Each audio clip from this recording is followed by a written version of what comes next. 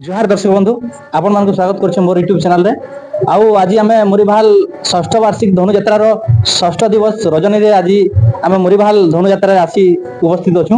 आउ हमर संगे धनु यात्रा रे अभिनय करथुवा जने आज्ञा अछन से केन रोल रे अभिनय करछन आसुन ताकरनु तांकर परिचय जानना।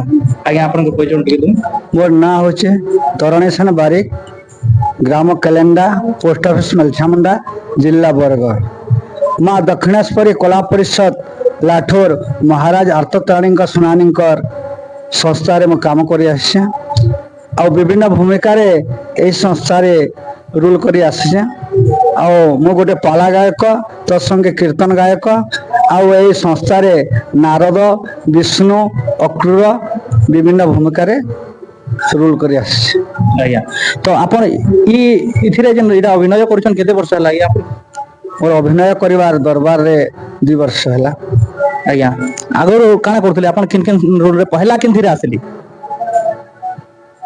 प्रथम रे पाला गायक तापरे उडंडा कीर्तन भी करसे। आज्ञा कीर्तनटा दरबार के प्रथम रे नुआ पड़ा कहस्ती।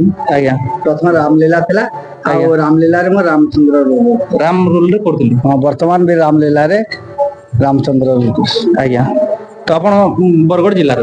हां बरगढ़ रे। आपण बरगढ़ रे किछि ऑडिशन देबा लागि ट्राई नै करबा? ना ए वर्ष तो 1 वर्ष थिला।